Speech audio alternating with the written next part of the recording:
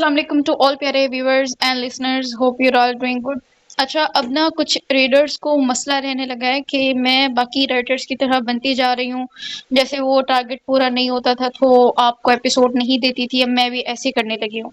اگر مجھے یاد ہے تو آئی تھنک میں نے صرف ایک دو دفعہ کیا ہے، رائٹ؟ ایک میں نے پرسوں آپ لوگوں کو کہا تھا کہ ٹارگٹ پورا ہوگا تو ہی دوں گی، اور ٹارگٹ پورا ہونے پر ہی میں نے دی تھی، اور ایک دفعہ کل میں نے کہا تھا، ٹھیک ہے؟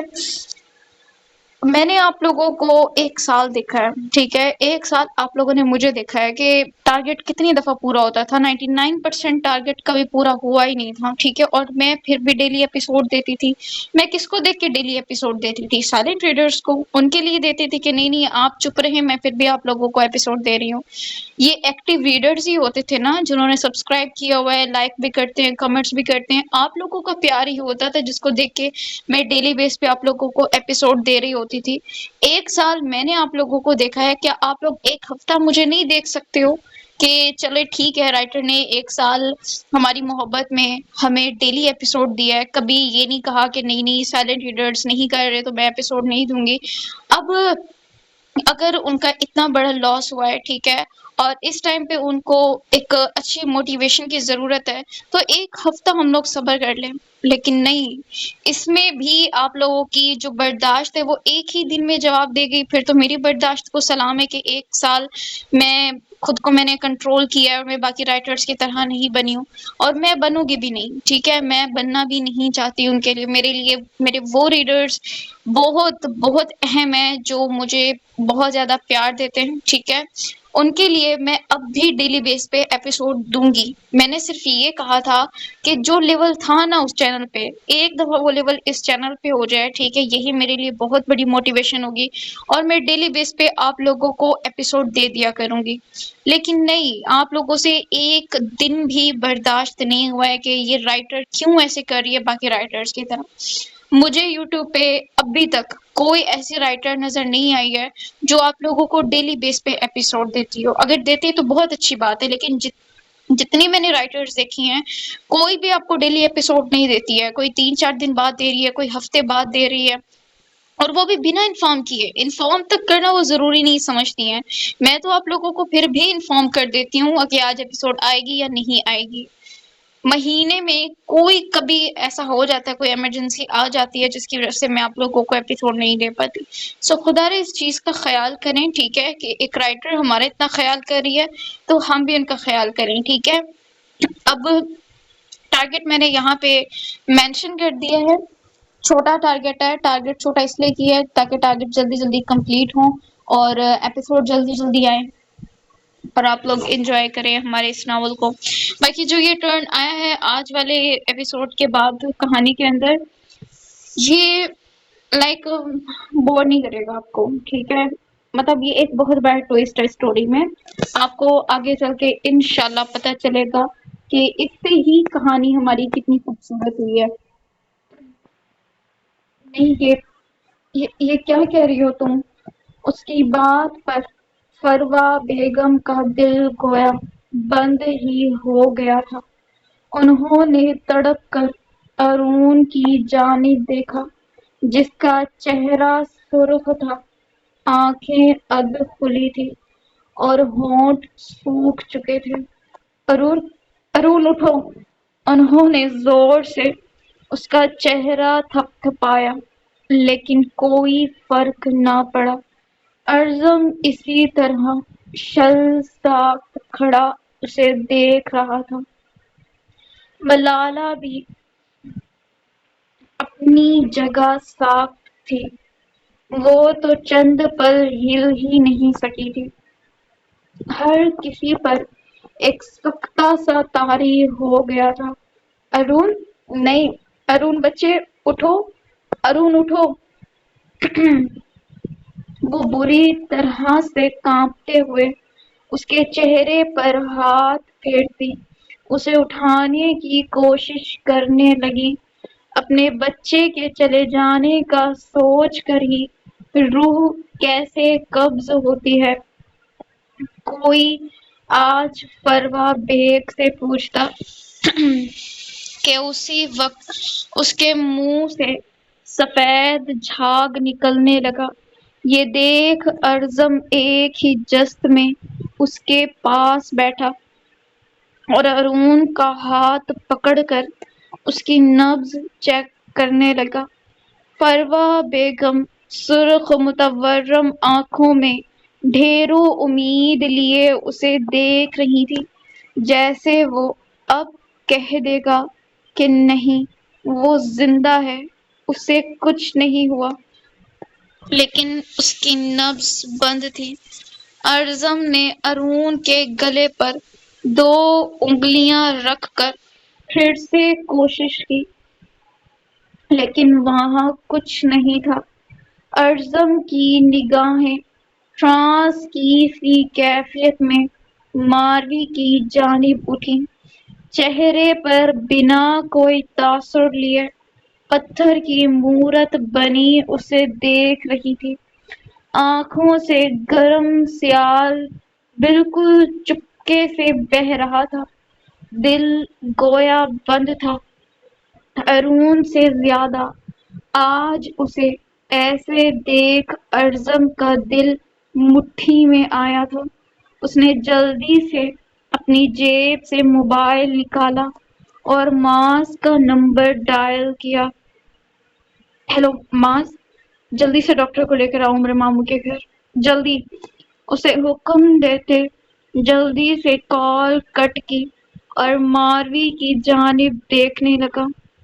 ڈونٹ وری، کچھ نہیں ہوا ہوگا اسے۔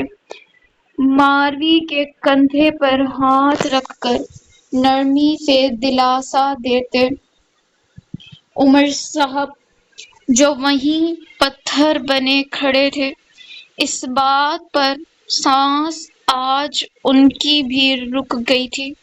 چاہے جو بھی تھا، وہ ان کا پہلا بیٹا تھا جس نے انہیں باپ کے درجے پر فائز کیا تھا۔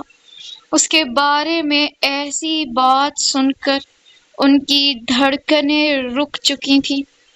زنور اور ارزم نے مل کر ارون کو اٹھا کر صوفے پر لٹایا۔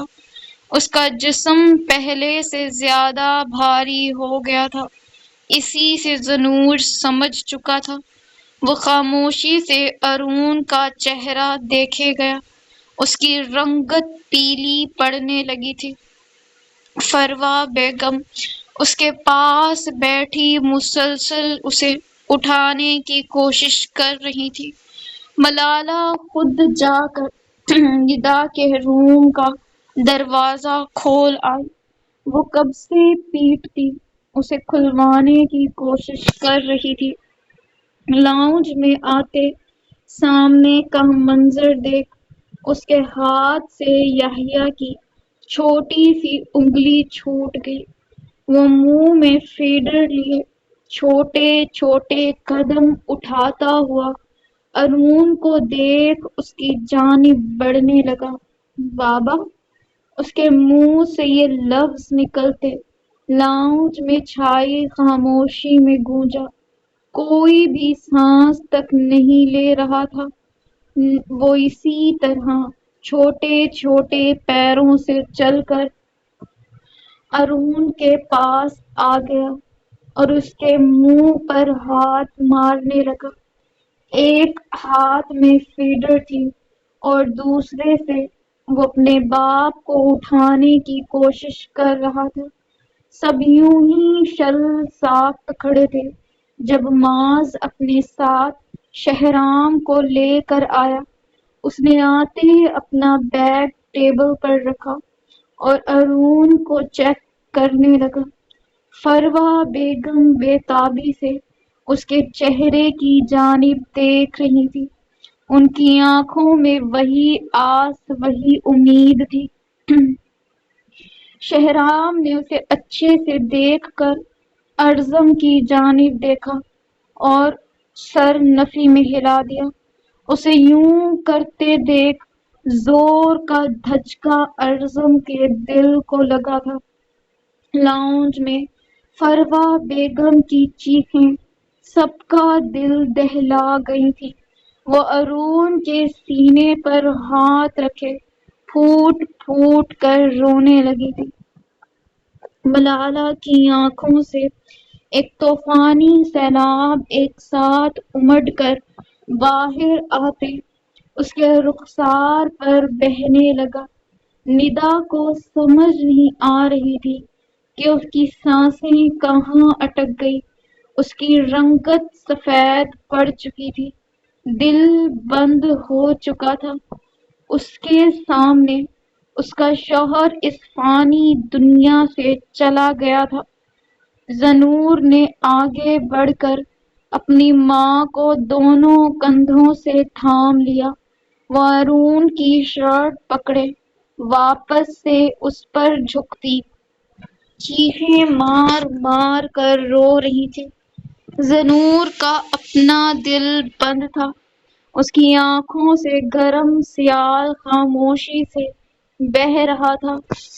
عمر صاحب کی ٹانگوں میں تو جیسے جان بھی نہیں رہی تھی، وہ بے جان سے ہوتے وہیں صوفے پر ڈھہ سے گئے۔ ہر طرف چیخو پکار کا سما تھا، ایک قیامت سی بیگ ہاؤس پر ٹوٹ پڑی تھی۔ معاذ نے ملالہ کی جانب دیکھا جو منہ پر ہاتھ رکھے بری طرح سے لرزتی خوف زدہ سی نظروں سے ارون کو دیکھ رہی تھی۔ اسے ایسے کانپتے دیکھ معاذ کا دل کٹ کر رہ گیا۔ اس کا دل چاہا آگے آ کر اسے سہارا دے، لیکن وہ ایسا اختیار نہیں رکھتا تھا۔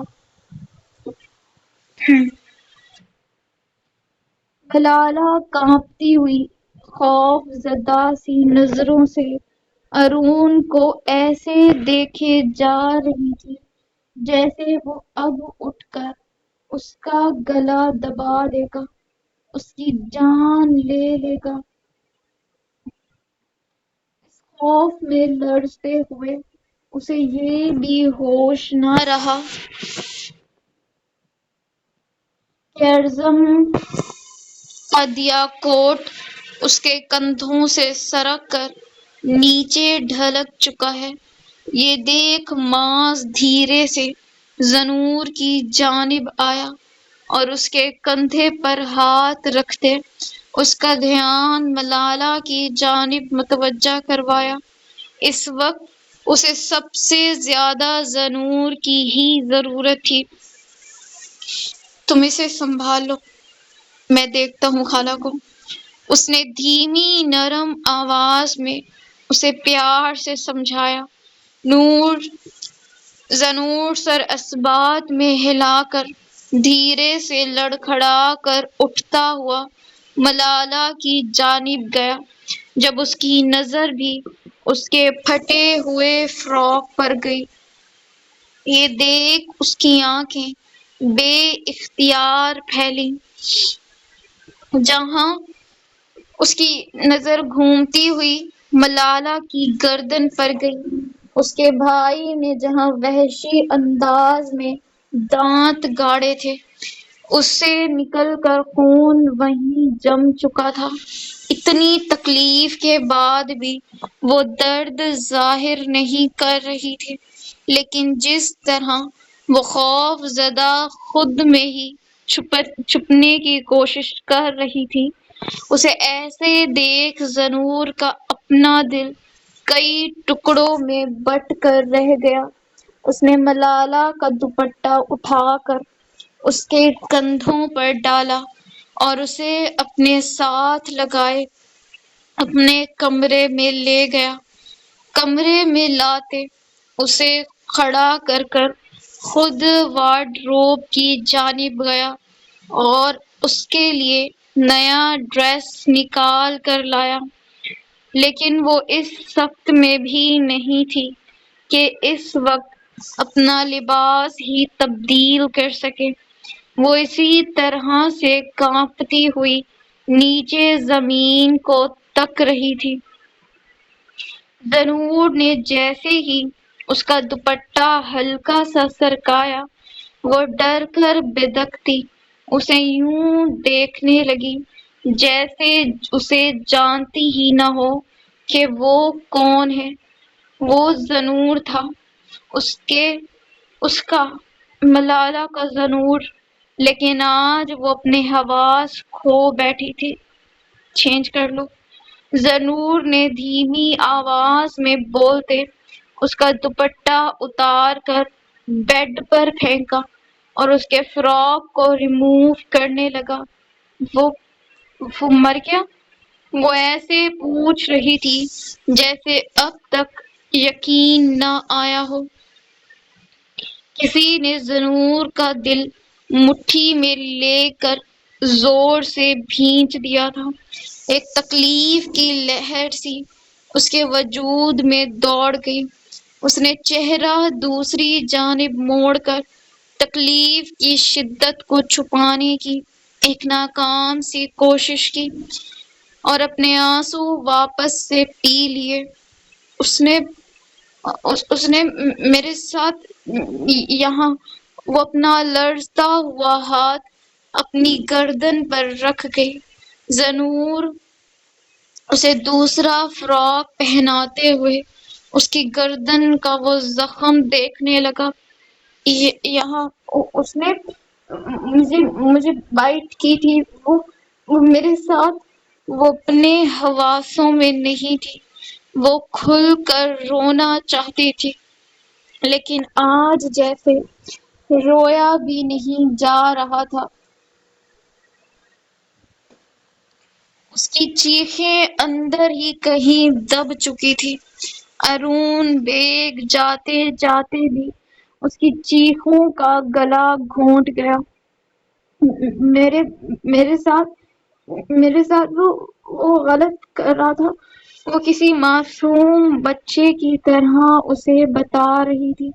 ذنور اسے تکلیف میں دیکھ خود تکلیف کی انتہا پر پہنچا تھا۔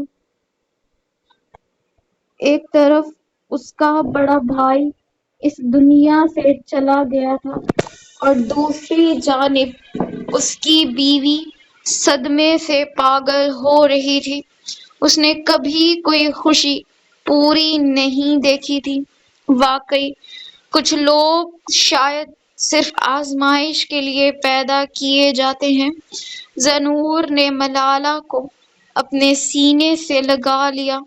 وہ اس کے سینے سے لگی بھی یہی سب باتیں بول رہی تھی، اپنے ہاتھ دکھا رہی تھی جہاں ذنور کی نظر اب پڑی تھی۔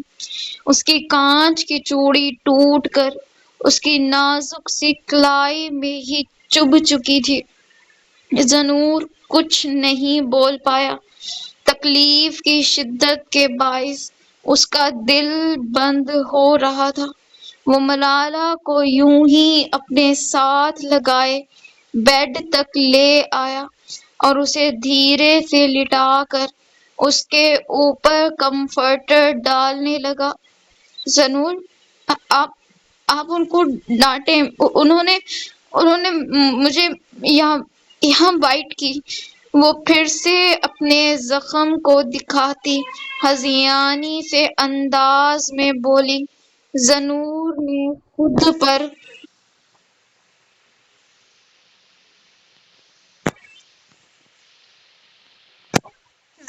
نے خود پر ضبط کرتے سائیڈ ٹیبل کے دراز سے ایک انجیکشن نکال کر اس میں دوا بھری۔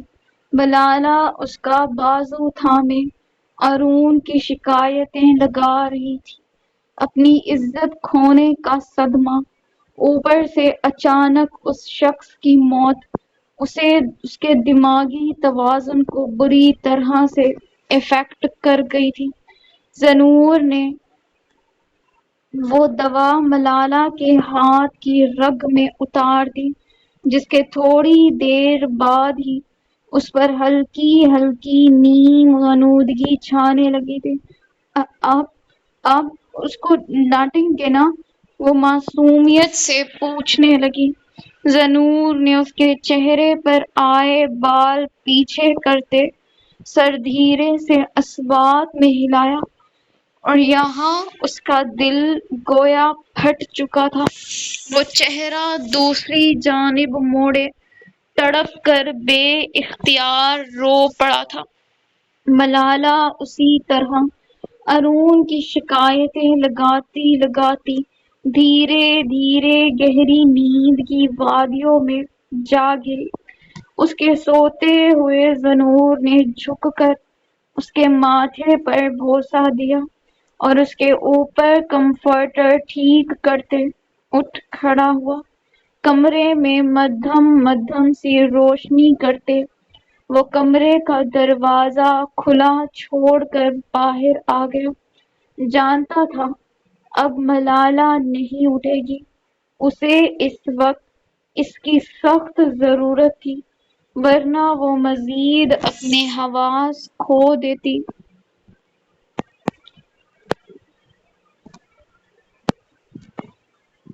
سب لوگ دھیرے دھیرے بیگ ہاؤس میں جمع ہونے لگے تھے۔ ارون کو غسل دے کر کفن دے دیا گیا تھا۔ فروا بیگم کی حالت رو رو کر بگڑ چکی تھی۔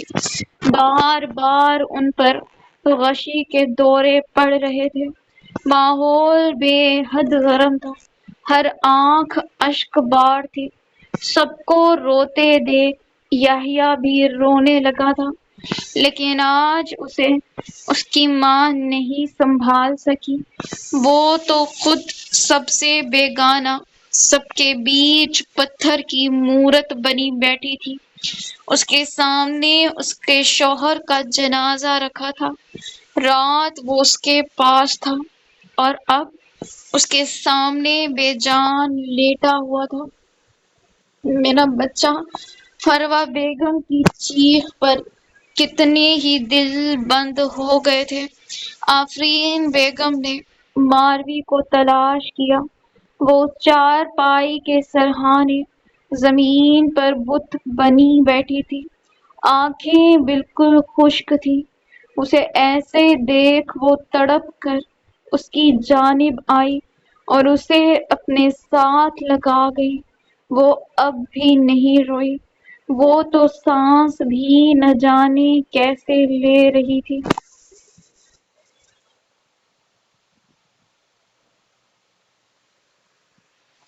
ماروی، بیٹا رو لو تم۔ اسے ایسے دیکھ انہیں مزید تکلیف ہو رہی تھی، لیکن وہ نہیں روئی۔ دو عورتوں نے ندا کی جانب رخ کیا اور اس کے ہاتھ سے چوڑیاں اتارنے لگی۔ ماروی کی نظر ان چوڑیوں پر تھی۔ اس کی چوڑیاں اتارتے ناک میں پہنی لونگ بھی نکال دی گئی تھی۔ ان سب کے بعد وہ کوئی اجڑا بیاباں لگ رہی تھی۔ کوئی شوہر کا مطلب پوچھے تو کہنا بیوی کی زندگی کے رنگ۔ آج وہ بے رنگ ہو گئی تھی، آج وہ اجڑ چکی تھی۔ اس کا سہاگ ہمیشہ کے لیے اس سے دور چلا گیا تھا۔ یحییٰ روتے ہوئے کبھی کسی کو دیکھ رہا تھا تو کبھی کسی کو۔ اس معصوم کی تو زندگی برباد ہو چکی تھی۔ باپ کا سایہ سر سے اٹھ گیا تھا، اسے پتہ نہیں تھا آج اس نے اپنی کس چھت کو کھویا تھا۔ وہ شخص جیسا بھی تھا، ایک بیٹے کے لیے اس کا باپ تھا۔ اس ننھی سی جان کا کیا قصور تھا؟ وہ تو یتیم ہو گیا تھا۔ اسے ایسے روتے ہوئے دیکھ ارزم کی نظر اس پر پڑی۔ اسے بے اختیار اس بچے پر ترس آیا۔ اس نے آگے بڑھ کر یحییٰ کو گود میں اٹھا لیا۔ وہ ننھی سی جان روتے ہوئے اس کی گردن میں چہرہ چھپا گیا۔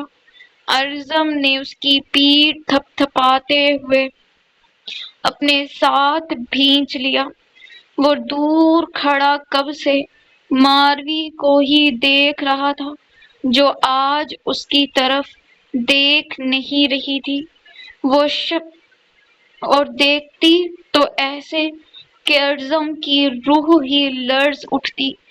آج وہ شخص جاتے جاتے بھی ارزم تاشفین کی زندگی کو ایک نیا موڑ دے گیا تھا۔ وہ آج آخری بار بھی اسے زندگی کے سب سے مشکل امتحان میں ڈال گیا تھا۔ زنور نے اپنی ماں کو قابو کرنے کی کوشش کی، لیکن وہ قابو میں ہی نہیں آ رہی تھی۔ ہاں، کیسے آتی؟ وہ دنیا کے لیے جتنا برا تھا، ایک ماں کے لیے تو اس کا بیٹا تھا، اور ماں تو بچے کو سینے سے تب بھی نہیں ہٹاتی جب وہ گند سے بھرا ہوا ہو۔ اس کی نظر میں بچے کے گناہ بھی گناہ نہیں ہوتے۔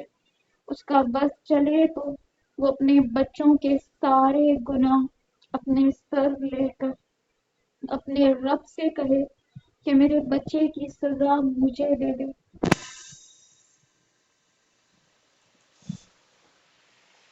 آج فروا بیگم کی دنیا اجڑ گئی تھی۔ وہ سینہ پیٹتی ہوئی آسمان کی جانب دیکھتی اپنے رب سے شکوہ کر رہی تھی، کیوں لیا میرا بیٹا؟ وہ یکدم ہذیانی سی چیخ کر سوال کرنے لگی۔ وہ آخری لفظ پر پورا زور لگاتی اپنا سر ارون کی چارپائی سے ٹکرانے لگی۔ ان کے بال بکھر چکے تھے۔ امی کیا کر رہی ہیں؟ زنور نے تڑپ کر انہیں تھام کر اپنے ساتھ لگایا۔ زنور اپنے بھائی سے کہو نہ یہ اٹھ جائے۔ زنور کہو نہ اسے۔ وہ کیسے کہتا؟ کہہ بھی دیتا تو آج وہ نہ اٹھتا۔ آج ارون بیگ نہیں اٹھ سکتا تھا۔ وہ روٹھ گیا تھا سب سے۔ وہ سب کو ایک ساتھ اپنی جدائی میں تڑپنے کے لیے چھوڑ گیا تھا۔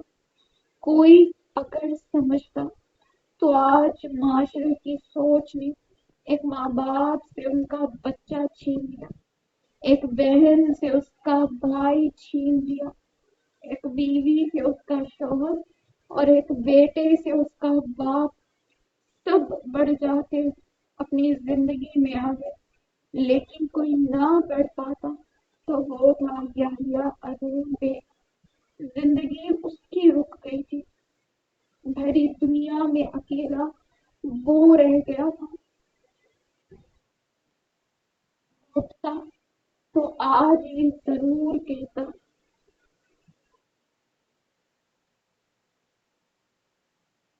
گھر میں عجیب گہما گہمی کا ماحول بن چکا تھا۔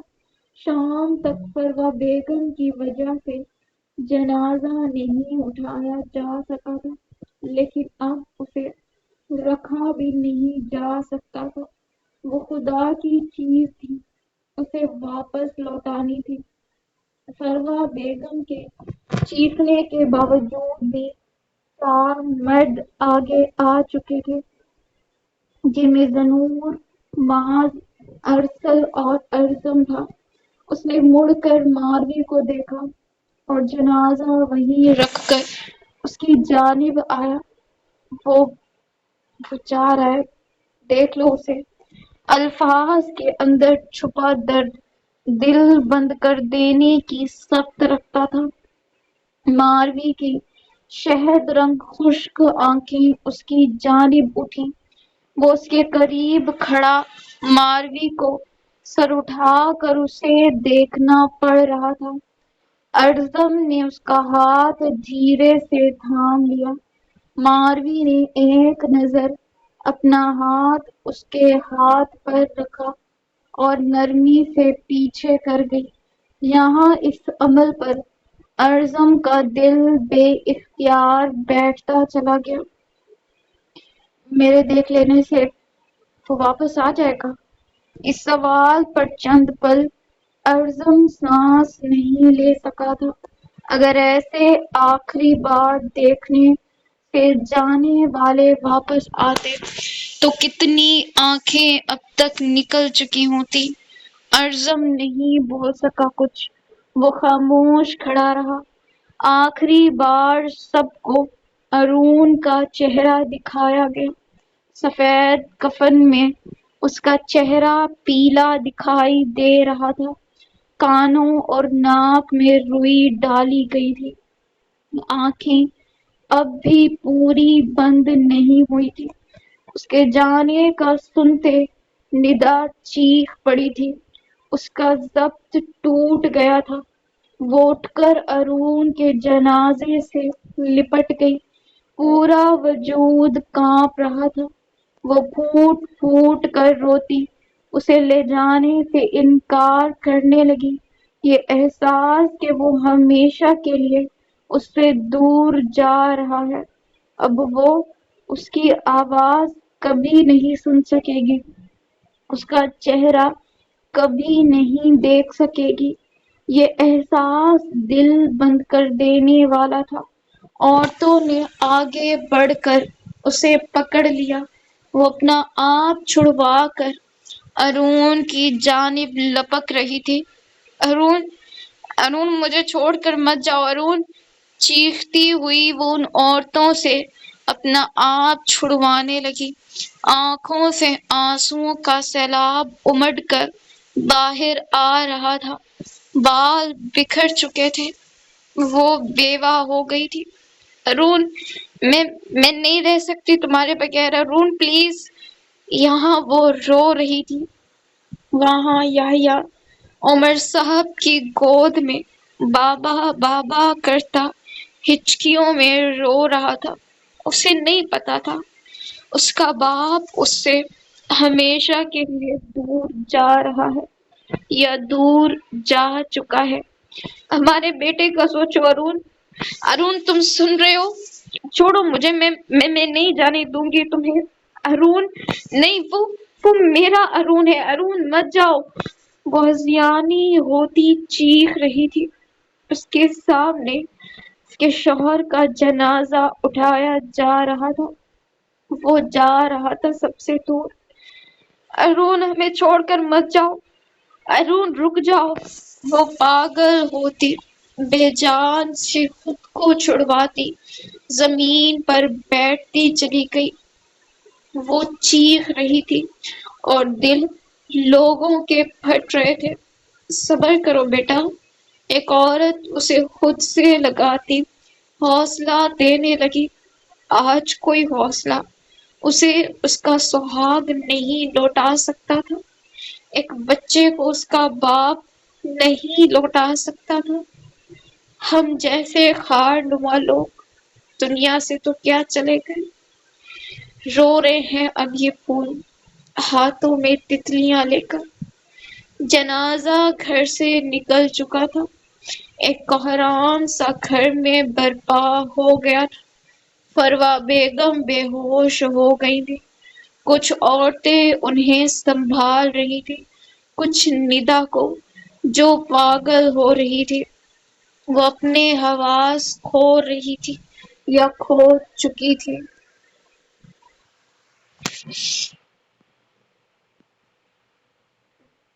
کوئی اسے بھی دیکھتا جس نے اپنا بھائی کھو دیا تھا، مگر روئی نہیں۔ کوئی لفظ ایسا نہیں تھا جو اس کی کیفیت کو بیان کر پاتا۔ اسے صدمہ بھائی کی موت کا نہیں لگا تھا، اس سے بڑا صدمہ یہ تھا کہ اس کا شوہر اس کا مجرم بن گیا تھا۔ اس نے ایک ساتھ 2 رشتے کھو دیے تھے، اس سے بڑا نقصان کسی کا ہوا تھا؟ ایک کے جانے سے ہر کوئی گھاٹے میں آ گیا تھا، ہر ایک کا نقصان ہوا تھا، اور سب کا نقصان ایک دوسرے سے بڑھ کر تھا۔ رات گئے، سب لوگ قبرستان سے واپس لوٹے تھے، آدھے سوسائٹی والے جا چکے تھے، آدھے مہمان یہیں رہ گئے تھے۔ معاذ مسز ملک کو لے کر گھر چلا گیا تھا، کیونکہ وہ شوگر کی مریض تھی، کھانا اور دوا وقت پر لینی ہوتی تھی۔ یہاں پوری تاشفین صاحب کی فیملی تھی، سب لاؤنج میں ایسے تھے جیسے سب مردہ ہوں، کوئی سانس نہ لے رہا ہو۔ فروا بیگم زنور کا ہاتھ تھامے اس کے سینے سے لگی رو رہی تھی۔ ندا گود میں سوئے یحییٰ کو ٹکٹکی باندھے دیکھ رہی تھی۔ وہ بالکل ارون جیسا دکھتا تھا، اسی جیسی آنکھیں، اس کے جیسے ہونٹ، رنگت میں بھی اس پر گیا تھا۔ بلا شبہ اس کا باپ بھی بہت خوبصورت تھا۔ سب لوگ کھانا کھا لیں۔ نورے نے کھانا لگا کر سب کو بلایا، لیکن آج کسے بھوک تھی، کسی کو کھانے کا ہوش نہیں تھا۔ اس نے عمر صاحب کی جانب دیکھ جو کندھوں پر شال لیے صوفے پر بیٹھے سر جھکائے ہوئے اپنی انگلیاں دیکھ رہے تھے۔ وہ بھی نہیں روئے تھے، لیکن ان کے کپ کپاتے ہونٹ اس بات کے گواہ تھے کہ وہ خود پر کتنا ضبط کر رہے ہیں۔ وہ شہادت کی انگلی میں نہ جانے کیا ڈھونڈ رہے تھے۔ انہیں ڈر تھا کہیں ان کا دل ضبط کرنے کے باعث پھٹ ہی نہ جائے۔ میرا بیٹا چلا گیا، مجھے چھوڑ کر چلا گیا۔ فروا بیگم اب دیدہ ہوتی کس تڑپ سے بولی تھی۔ ندا نے اپنا چہرہ یحییٰ میں چھپا لیا۔ اس کا دل بند ہو رہا تھا، آنکھوں سے گرم سیال بہتا چلا جا رہا تھا۔ ارسم آ کر خاموشی سے ایک طرف بیٹھ گیا۔ اسے ایسے دیکھ آفرین بیگم اس کے پاس آ گئی۔ اس کے بال ماتھے پر بکھرے پڑے تھے، شرٹ بے ربط تھی۔ وہ بے حال سا خاموش بیٹھا تھا، تکلیف جیسے اسے اندر سے کھا رہی تھی۔ تمہیں ماروی کے پاس ہونا چاہیے ارزم۔ ان کی بات پر ارزم نے کن قرب بھری نظروں سے انہیں دیکھا۔ اس وقت اسے سب سے زیادہ تمہاری ضرورت ہے، وہ بے حد دھیمی آواز میں مخاطب تھی۔ ارزم کی آنکھوں کے ڈورے مزید سرخ ہو گئے۔ اس کے سامنے نہیں جا سکتا موم، وہ مجھے دیکھنا بھی نہیں چاہتی۔ اس کی آواز زخموں سے چور تھی۔ آفرین بیگم نے تعجب سے اپنے بیٹے کو دیکھا جو اس وقت نڈھال ہو چکا تھا، لیکن کیوں؟ وہ حقیقت سے انجان تھی۔ وہ نہیں جانتی تھی کہ آج کیا ہوا ہے، ورنہ وہ یہاں نہ ہوتی، کیونکہ وہ ارزم نہیں تھی جو اپنا گناہ قبول کر کر بیٹھا تھا۔ تم شوہر ہو اس کے، تمہیں کیوں نہیں دیکھنا چاہے گی وہ حیرت اور تعصب کی ملی جلی سی کیفیت میں پوچھنے لگی۔ وہ اپنے بھائی کے قاتل کو نہیں دیکھنا چاہے گی؟ وہ ٹوٹ چکا تھا، ماروی کی نظریں اسے توڑ گئی تھی۔ آفرین بیگم کا سانس تک رک گیا۔ وہ بے یقین سی نظروں سے اسے دیکھنے لگی۔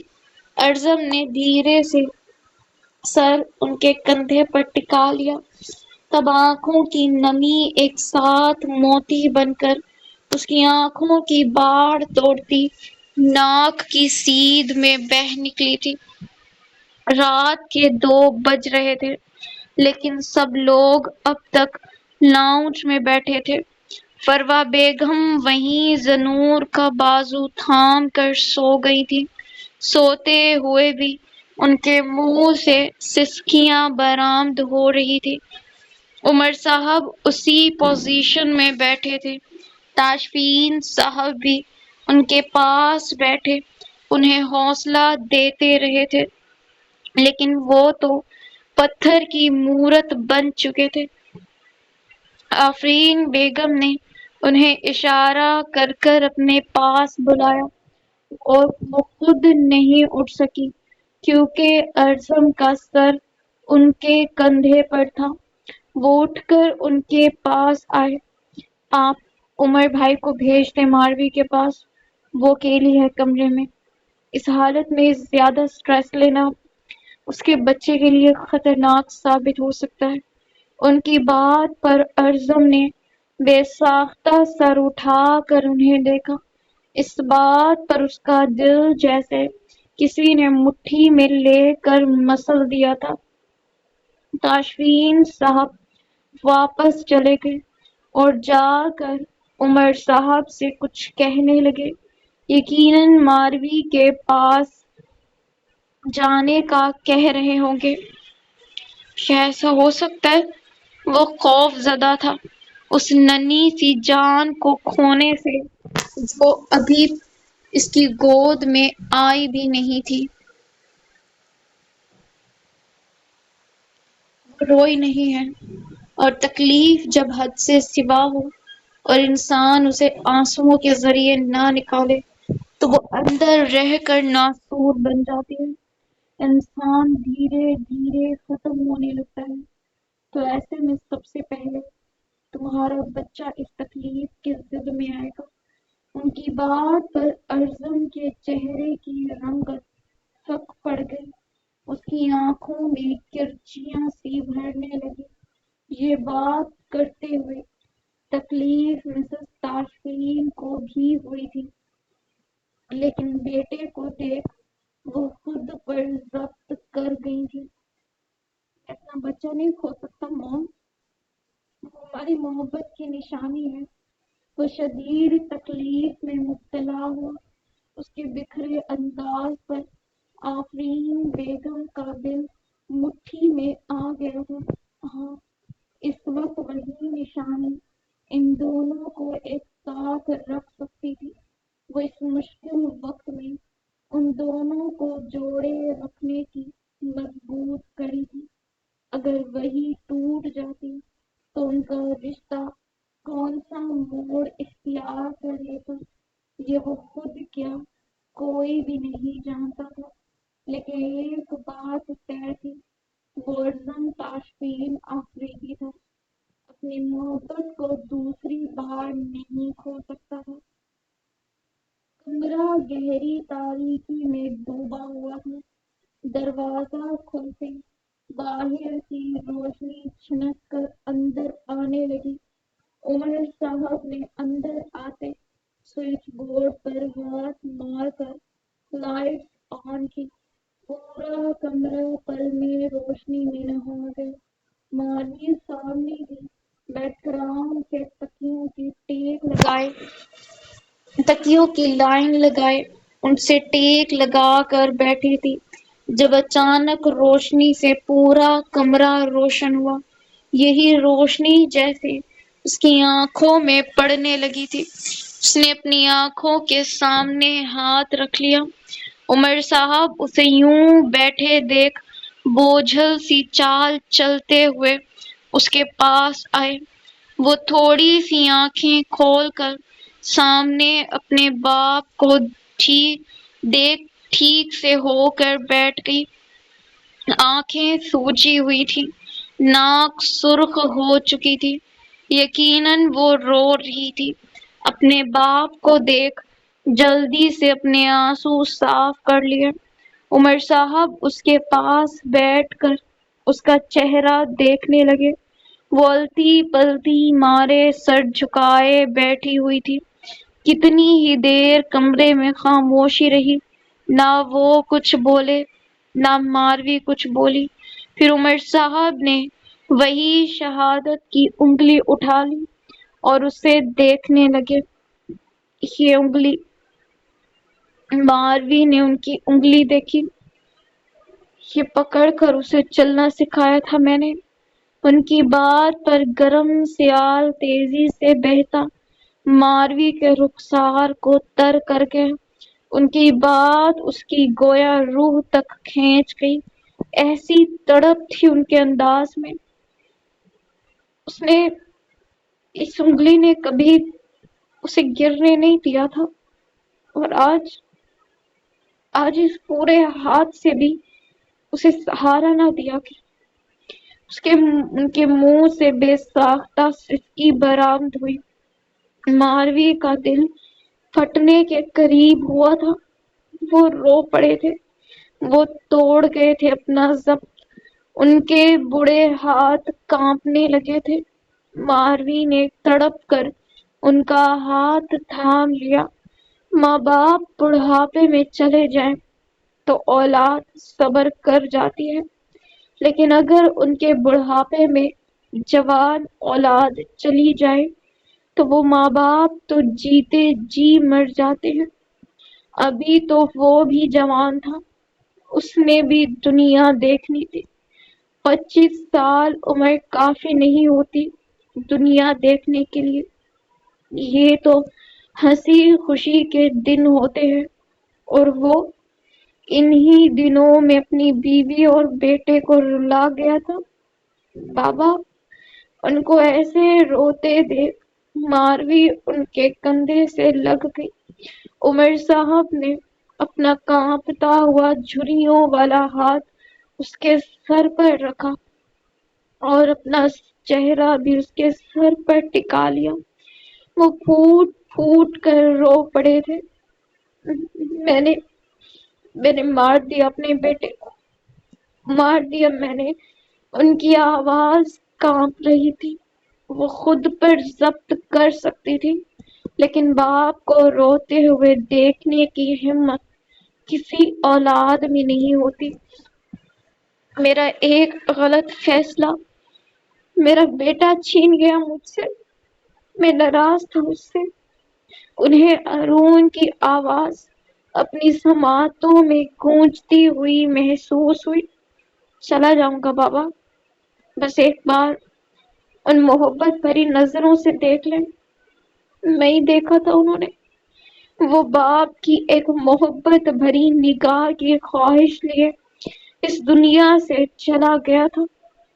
مرنے والے کی آخری خواہش تو دشمن بھی پوری کر دیتا ہے، یہاں باپ نے نہیں کی۔ وہ کیا جانتے تھے کہ اس کی آخری خواہش ہے؟ پتہ ہوتی تو شاید وہ اسے سینے میں بھینچ لیتے، اسے کسی کمرے میں بند کر دیتے تاکہ موت اس تک نہ آئے، اس کی موت اپنے اوپر لے لیتے۔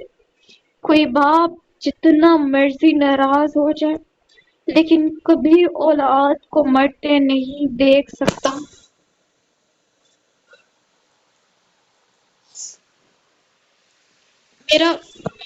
میرا ایک بازو کٹ گیا ماروی۔ ان کی تڑپ پر ماروی کا دل کانپ اٹھا تھا۔ وہ تڑپ کر بے چین ہوتی ان کے سینے میں چہرہ چھپا گئی۔ باپ کی یہ باتیں اسے تکلیف کی شدت سے دوچار کر رہی تھی۔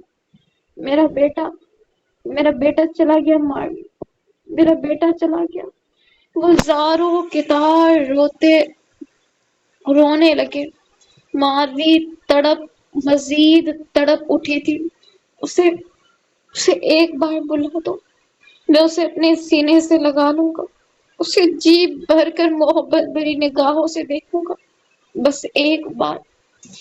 کاش وہ ایک بار آ سکتا، لیکن جانے والے کب آتے ہیں؟